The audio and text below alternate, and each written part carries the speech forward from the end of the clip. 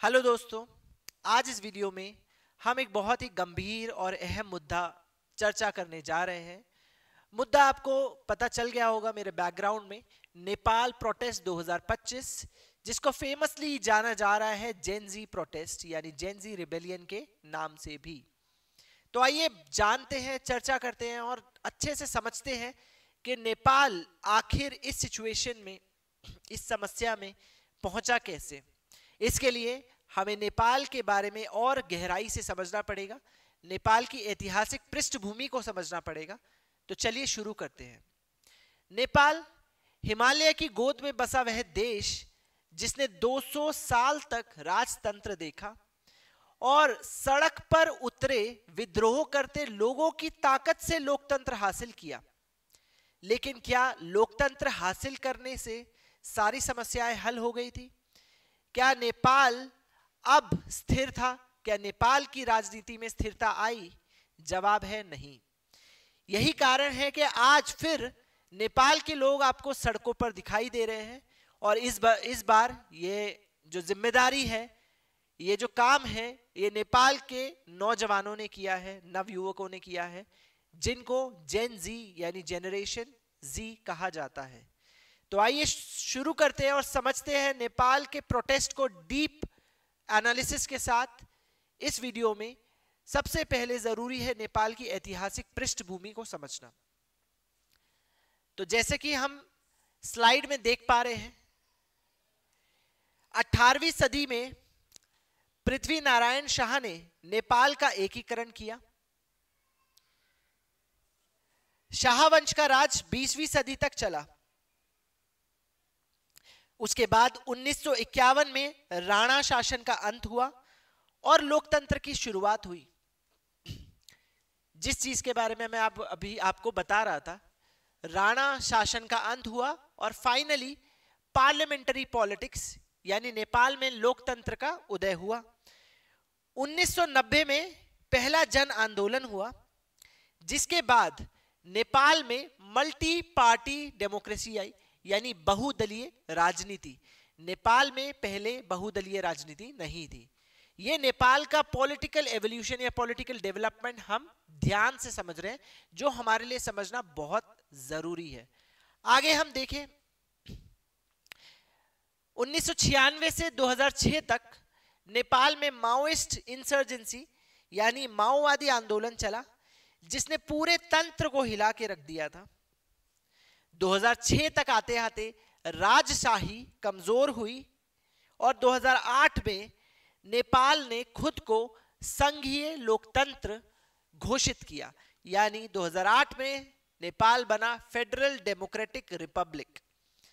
Federal democratic and Republic words केवल constitution में लिख देने भर से नहीं होते, उनका एक्सप्रेशन, उनका जो एक्सप्रेशन है वो दिखना चाहिए। एक्सप्रेशन दिखता है पॉलिटिक्स में, लेकिन वो एक्सप्रेशन नहीं दिखाई दिया नेपाल के लोगों को, जिस कारण आज नेपाल के लोग सड़कों पर हैं। आइए समझते हैं इस बात को और डीपली। 2015 में नेपाल ने नया संविधान आया, लेकिन उसके बाद भी राजनीतिक अस्थिरता बनी रही। अब कारण क्या थे उनको हम समझेंगे, लेकिन आज के समय में अगर नेपाल की राजनीति के बारे में बात करें तो वो क्या है। सबसे पहले नेपाल एक फेडरल डेमोक्रेटिक रिपब्लिक है। जैसा कि मैंने आपको बताया, नेपाल एक पार्लियामेंट्री सिस्टम को फॉलो करता है, जिसमें बाय कैमरल लेजिस्लेचर है, यानी नेपाल एक संघीय लोकतंत्र गणराज्य है, जहां संसदीय प्रणाली फॉलो की जाती है और भारत के ही तरह 2 सदन है। कागज पर व्यवस्था मजबूत दिखती है, लेकिन हकीकत यह है कि सरकारें नेपाल में टिकती नहीं है। एक के बाद एक लगातार सरकारों का गिरना, गठबंधन की सरकारें जो कि कमजोर होती है, वो नेपाल की जनता के जो महत्वाकांक्षाएं हैं उनको पूरा करने में विफल रही। तो हमें समझना पड़ेगा ये बहुदलीय यानी मल्टी पार्टी सिस्टम में कौन कौन सी पार्टीज हैं जो नेपाल की पॉलिटिक्स को कमांड करती है और इंडिया के लिए, इंडिया के कंटेक्स्ट से कौन कैसे इंपॉर्टेंट है, वो हमारे लिए बहुत जरूरी है समझना। तो सबसे पहले major parties and alignments, Nepal के मुख्य राजनीतिक दल, और इसमें भारत और चीन का समीकरण भी समझना बहुत जरूरी है, यानी भारत चीन का समीकरण अलाइनमेंट समझना बहुत जरूरी है। पहली बात, नेपाल भारत और चाइना के बीच में एक बफर स्टेट है, जहां पर नेपाल बीच में एक ऐसा देश है जहां पे डेवलपमेंट यानी विकास कमजोर है, सोशो इकोनॉमिक प्रोग्रेस, सामाजिक आर्थिक अपने विकास के लिए भारत पर ज्यादा निर्भर है, जिस कारण चाइना लगातार अपनी नीतियों से, अपनी विदेश नीति से और अपनी कूटनीति से नेपाल को अपनी तरफ करता है। तो ऐसा देखने को मिलता है कि कुछ पार्टीज ऐसी है जो कि इंडिया फ्रेंडली दिखाई देंगी आपको, और कुछ यानी ज्यादातर आज के टाइम में ऐसी पार्टीज हैं जो चाइना फ्रेंडली दिखाई देंगी, जो चाइनीज इन्फ्लुएंस में ज्यादा काम करती हैं। तो ये हमारे लिए समझना जरूरी है। तो पहली पार्टी है नेपाली कांग्रेस। नेपाली कांग्रेस जो है वो सेंट्रिस्ट हम कह सकते हैं, और ये इंडिया फ्रेंडली देखी जाती है, यानी परंपरागत रूप से भारत हितैषी मानी जाती है नेपाली कांग्रेस। दूसरी पार्टी है कम्युनिस्ट पार्टी, CPN-UML। ये लेफ्टिस्ट है और ऑफन टिल्स टुवर्ड्स चाइना, यानी अक्सर चीन की ओर इसका झुकाव देखा जाता है, कम्युनिस्ट धारा है इसकी। CPN माओइस्ट, CPN माओवादी, ये कभी सशस्त्र आंदोलन से निकलकर एक दल बना, अब सत्ता में साझेदार है, यह भी चीन से नजदीकी बढ़ाता रहता है। तो आज के टाइम पर अगर नेपाल की पॉलिटिक्स को कमांड कोई करता है तो वो नेपाल की कम्युनिस्ट पार्टीज है, जो कि ज्यादा चाइना की तरफ लीन करती हैं, जो ज्यादा चाइना फ्रेंडली है। ये करंट पॉलिटिक्स है। नेपाल के प्राइम मिनिस्टर जो कि रेजिग्नेशन दे चुके हैं नेपाल के प्रेसिडेंट को, उनका नाम है KP ओली, और लगातार 4 टाइम्स वो प्राइम मिनिस्टर बन चुके हैं। इसी तरह के गठजोड़ों से, कभी गठबंधन से, कभी किसी समर्थन से, लेकिन इसके वजह से नेपाल की जनता को कुछ हाथ लगता दिख नहीं रहा है। नेपाल की जनता में लगातार सरकारों को करप्ट घोषित किया गया है। इसमें कई रैप सिंगर्स, एक रैप सिंगर ऐसे हैं जो कि इन मुद्दों को अपने रैप सॉन्ग से आगे बढ़ाते हैं, और इनसे जेनजी यानी नवयुवक, नौजवान ज्यादा प्रभावित होते हैं। दूसरी बात,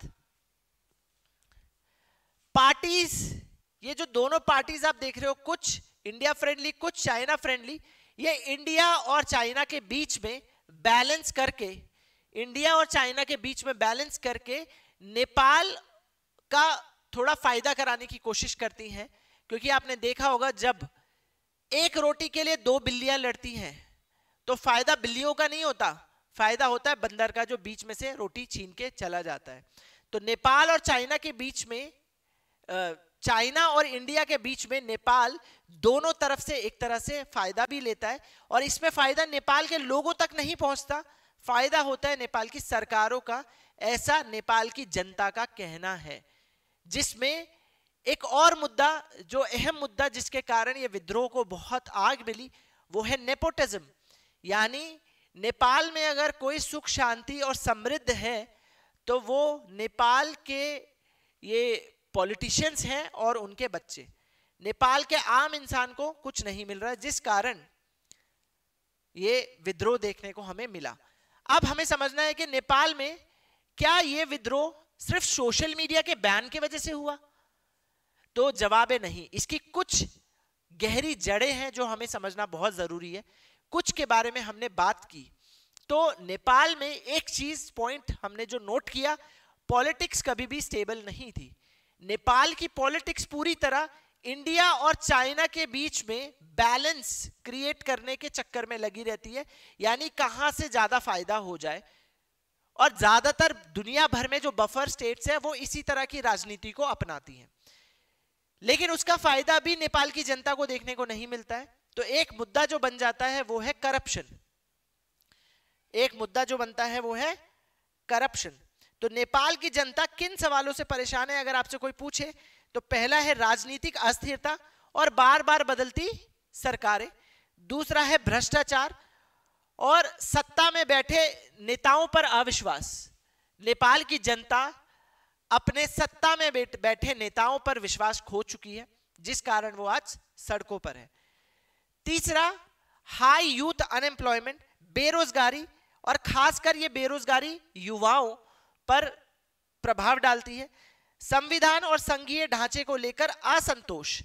नेपाल में जैसा हमने देखा नया कॉन्स्टिट्यूशन भी अडॉप्ट किया गया, लेकिन कॉन्स्टिट्यूशन लिखने भर से डेमोक्रेसी नहीं आती, लोकतंत्र नहीं आता। और लोकतंत्र की ही ताकत है ये।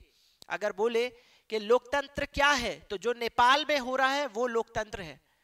बट ये जो प्रोटेस्ट है ये वायलेंट हो चुका है, क्योंकि इसकी जड़ें सिर्फ सोशल मीडिया बैन नहीं है, इसका कारण सिर्फ सोशल मीडिया बैन नहीं है, इसका कारण बहुत गहरा है। कई सालों से नेपाल की जनता असंतोष में जी रही थी, यह सबसे बड़ा कारण है। दूसरा, identity and federalism disputes, Madhesi और तराई आइडेंटिटी को लेकर भी यहां पर कुछ इश्यूज है। इकोनॉमिक डिपेंडेंस ऑन रेमिटेंसेस, आपको पता होगा नेपाल के ज्यादातर जो सिटीजन्स हैं वो नौकरियों की तलाश में, काम की तलाश में कहां आते हैं? भारत आते हैं। भारत में नोएडा, गुड़गांव में ज्यादातर सिक्योरिटी गार्ड्स, होम कुक्स, हेल्पर्स अगर आप देखें तो नेपाली हैं। इंडिया में कई रेस्टोरेंट चेन्स में कुक्स, शेफ्स और यहां तक कि ठेला लगाने वाले और चाइनीज फूड बनाने वाले ज्यादातर आपको नेपाली दिखाई देंगे। तो नेपाल के जो लोग हैं वो भारत में आकर पैसा कमाते हैं, क्योंकि नेपाल में अवसर कम है, अवसरों की कमी है। तो अवसर ढूंढते ढूंढते वो कहां पहुंचते हैं? भारत। और नेपाल की जो अर्थव्यवस्था है वो किस पे डिपेंड हो जाती है? रेमिटेंसेस, यानी भारत से आए हुए पैसे पर। फिर geopolitics balancing with India and China, India और चाइना के बीच में ये जो सरकारें हैं वो डगमगाती हुई दिखती है, लेकिन इसके बीच में पिसता कौन है? इसके बीच में पिसती है नेपाल की जनता। तो ये इश्यूज हैं। यहां पर मैंने सोशल मीडिया बैन कहीं नहीं लिखा है। सोशल मीडिया बैन को हम फैक्टर नहीं बोल सकते, उसको हम ट्रिगर बोल सकते हैं, द फाइनल ट्रिगर। तो आखिरी ट्रिगर जो इस पूरे आंदोलन विद्रोह के लिए बना है वो है सोशल मीडिया का बैन। और इसके पीछे भी क्या कारण है वो अलग कहानी है। तो हमने देखा ट्रिगर के रूप में किसने काम किया? सोशल मीडिया बैंस ने और पुलिस की जवाबी कार्यवाही ने। पुलिस ने जोर अपनाया लोगों पर, जिसके कारण जो विद्रोह था वो हाथ से बाहर चला गया। स्ट्रक्चरल कॉजेस की अगर बात करें, करप्शन, अनएम्प्लॉयमेंट और पुअर गवर्नेंस। यूथ की क्या डिमांड है? अकाउंटेबिलिटी, फ्री एक्सप्रेशन और जॉब्स। सोशल मीडिया बैन होने की वजह से सबसे important fundamental right to freedom of expression चला जाता है। डेमोक्रेसी का जो सबसे बेसिक फंडामेंटल है वो चला जाता है, जिसके कारण ये आपको देखने को मिला। Burning maps, chain, slogans against corruption, ये आपको इस प्रोटेस्ट में देखने को मिलेगा। तो अगर हम बात करें नेपाल की कहानी हमें क्या सिखाती है? नेपाल की कहानी हमें लोकतंत्र सिखाती है। नेपाल की कहानी हमें सिखाती है लोकतंत्र के सही मायने क्या हैं, और अगर लोकतंत्र में जनता का विश्वास सरकारों पर से उठ जाता है तो दृश्य कितना भयावह, कितना खतरनाक हो सकता है। नेपाल के केस को तो हम स्टडी कर ही रहे हैं। एक और बात जिस तरफ मैं आपका ध्यान ले जाना चाहता हूं वो है भारत के पड़ोसी।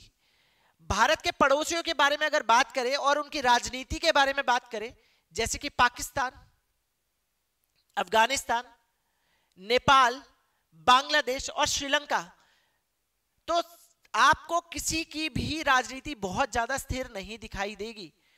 आपको पता है सबसे पहला पॉलिटिकल क्राइसिस कहां आया था? श्रीलंका में। पाकिस्तान के बारे में आपको पता ही है, अफगानिस्तान में तालिबान का रूल, और नेपाल में अभी रिसेंट पॉलिटिकल क्राइसिस। तो एक बात याद रखना हमेशा, इंटरनेशनल रिलेशंस में जनरल बात है, जनरल कॉन्सेप्ट है, अगर आपका पड़ोसी ताकतवर है तो ये बहुत चिंता का विषय है, बहुत चिंता की बात है। आपको लगातार अपनी ताकत उसके बराबर या उससे बढ़ाने की कोशिशें करते रहनी चाहिए। अगर आपका पड़ोसी ताकतवर है तो चिंता का विषय है, लेकिन अगर आपका पड़ोसी बेबस, बेसहाया, कमजोर, लाचार है तो ये एक बहुत ही खतरनाक बात है, क्योंकि उस सिचुएशन का फायदा कोई भी उठा सकता है। इसी तरह की वीडियोस के लिए जुड़े रहिए आप हमारे साथ। आई होप इस वीडियो से आपको बहुत कुछ जानने को मिला होगा। Thank you.